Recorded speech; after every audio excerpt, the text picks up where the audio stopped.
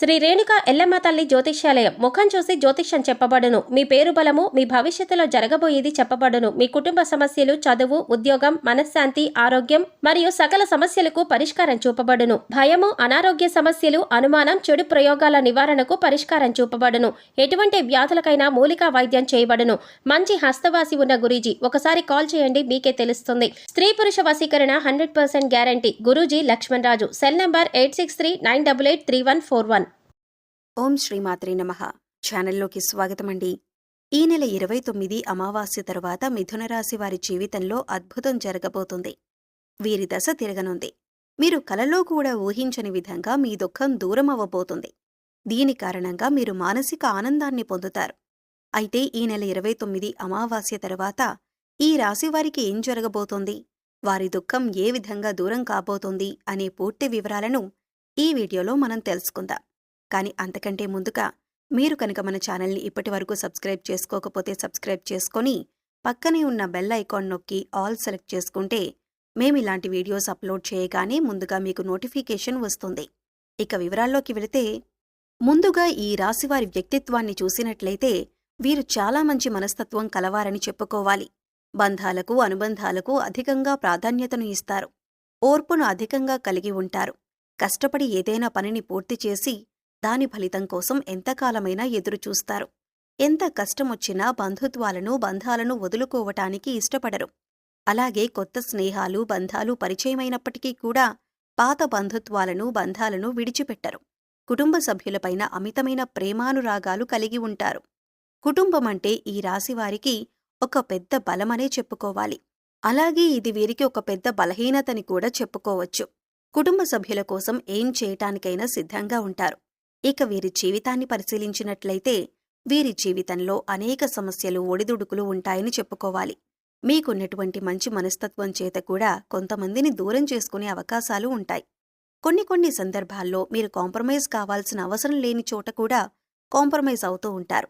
అంటే రాజీ పడాల్సిన అవసరం లేకపోయినా కూడా రాజీపడి కొంతమంది వ్యక్తులకి దూరమయ్యే అవకాశాలు కూడా ఉంటాయి. ఇలా రాజీ పడటం వల్ల ఒక వర్గానికి నచ్చితే మరొక వర్గానికి నచ్చకపోవచ్చు.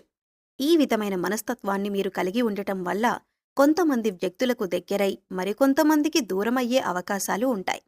ముఖ్యంగా కుటుంబ సభ్యులు కూడా వీరిని అర్థం చేసుకోలేని సందర్భాలు కూడా వీరి యొక్క జీవితంలో అత్యధికంగా కనిపిస్తూ ఉంటాయి. అంటే వీరు రాజీ పడక్కర్లేని సందర్భంలో కూడా రాజీ పడటం వల్ల కుటుంబ సభ్యులకు కూడా మీపైన కోపం వచ్చే అవకాశం ఉంటుంది. ఈ కోపం కారణంగా వారు మిమ్మల్ని దూరం పెట్టే అవకాశాలు కూడా అత్యధికంగా కనిపిస్తూ ఉంటాయి. అలాగే మీ యొక్క ఈ మనస్తత్వం చేత కొంతమంది మిమ్మల్ని ఉపయోగించుకునే అవకాశాలు కూడా ఉంటాయి. వారి యొక్క అవసరాలకు మిమ్మల్ని వినియోగించుకుని అటువంటి పరిస్థితుల్లో మీరు మానసికంగా ఎంతగానో కృంగిపోతుంటారు. నమ్మిన వ్యక్తుల వల్ల మోసపోయే పరిస్థితులు కూడా ఈ రాశి జాతకంలో ఎక్కువగా కనిపిస్తూ ఉంటాయి. ముఖ్యంగా మీరు పనిచేసే చోట కూడా కొంతమంది వ్యక్తుల వల్ల మీరు మానసికంగా ఎంతో కృంగుదలకు ఉన్నటువంటి పరిస్థితులు కూడా మీ యొక్క జాతకంలో ఎక్కువగా కనిపిస్తూ ఉన్నాయి. అయితే ముఖ్యంగా ఈ రాశివారి యొక్క జీవితంలో ఒడిదుడుకులు, సమస్యలు ఉన్నప్పటికీ ఆ భగవంతుని ఆరాధనలో మీరు నిత్యం సమయాన్ని గడపటం వల్ల ఖచ్చితంగా వీరికి శుభ ఫలితాలైతే కలుగుతాయి. ప్రతినిత్యం ఇష్టదైవ నామస్మరణ చేసుకుంటూ ఉండాలి. దీనివల్ల మీకు దైవబలం పెరుగుతుంది. మానసికంగా దృఢంగా ఉంటారు. కొంతమంది వ్యక్తులు ఏం చేస్తూ ఉంటారంటే, వారికి ఏదైనా సమస్య వచ్చినప్పుడు శని భగవానుణ్ణి స్మరిస్తూ ఉంటారు. అంటే మీద కూర్చున్నాడు, మాకు శని పట్టింది అని ఈ విధంగా శని భగవానుణ్ణి నిందిస్తూ ఉంటారు. శని భగవానుణ్ణి మాటలతో అవమానపరుస్తూ ఉంటారు. ఆ విధంగా మీరస్సలు చేయకూడదు. శని భగవానుడు ఏ రాశివారు కూడా అవమానించకూడదు.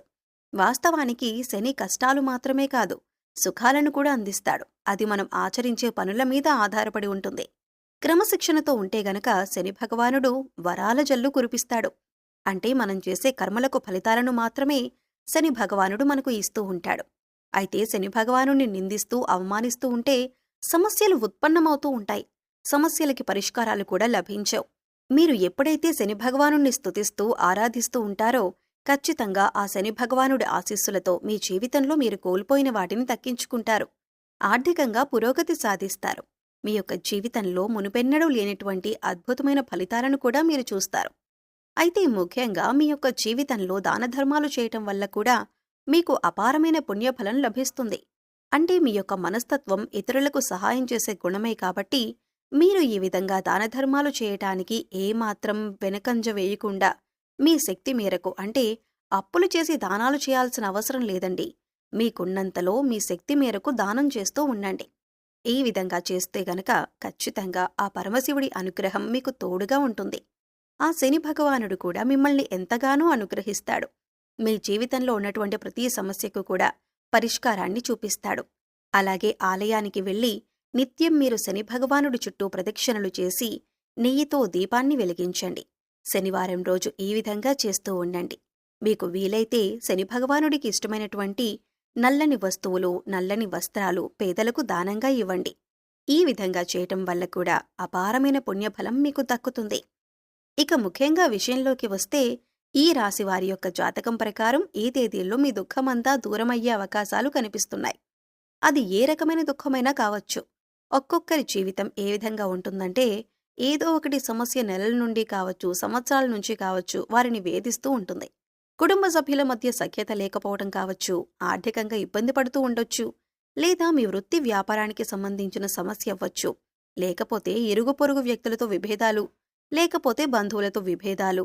ఈ విధంగా ఒక్కొక్కరి జీవితంలో తీరని సమస్య అంటూ మానసికంగా వారిని వేధించేటటువంటి ఒక పెద్ద సమస్య ఉంటుంది. ఆ సమస్య దూరమయ్యే అవకాశం కనిపిస్తోంది. మీరు ఎంతో కాలంగా ఈ సమస్యతో వేధింపబడుతున్నారు. ఈ సమస్య కారణంగా మీరు ఏ నిర్ణయం సక్రమంగా తీసుకోలేకపోతున్నారు. ఇక ఈ సమస్య తీరటం వల్ల మీకెంతో మానసిక ఆనందం కలుగుతుంది. మీ యొక్క జీవితంలో చాలా కాలంగా మిమ్మల్ని వేధిస్తున్నటువంటి ఒక పెద్ద సమస్యకి పరిష్కారం లభించవచ్చు. ఆర్థిక సమస్యలు తీరిపోవచ్చు.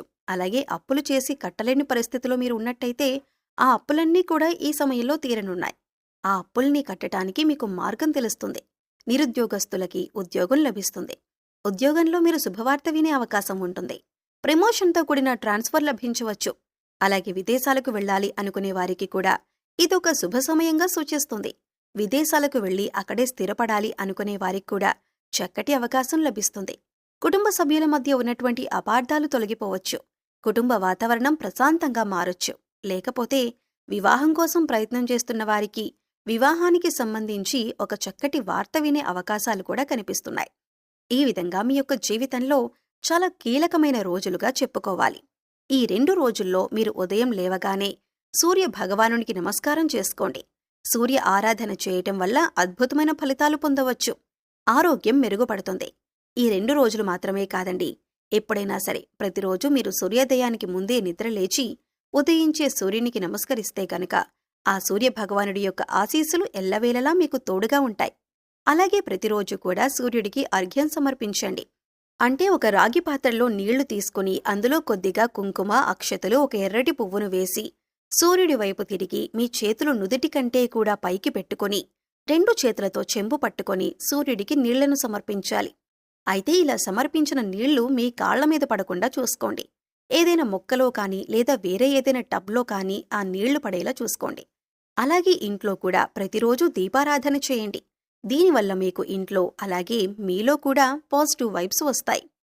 సో చూశారు కదండి, ఈ నెల 29 అమావాస్య తరువాత ఈ రాశివారికి తీరని కోరిక ఏ విధంగా తీరనుంది, అలాగే ఎవరి స్థితిగతుల్ని బట్టి, ఎవరి అవసరాలను బట్టి వారికి ఏ విధమైన కోరిక తీరనుంది అనే అంశాలతో పాటుగా ఈ సమయంలో మీరు చేసుకోవలసిన దేవతారాధన అలాగే పరిహారాల గురించి ఈ వీడియోలో మనం వివరంగా తెలుసుకున్నాం కదా.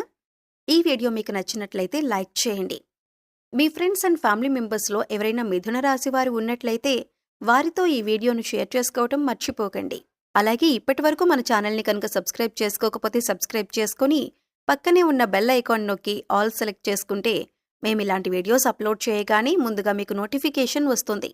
మరో చక్కటి వీడియోతో మళ్ళీ కలుద్దామండి. ఓం శ్రీ మాత్రే నమః.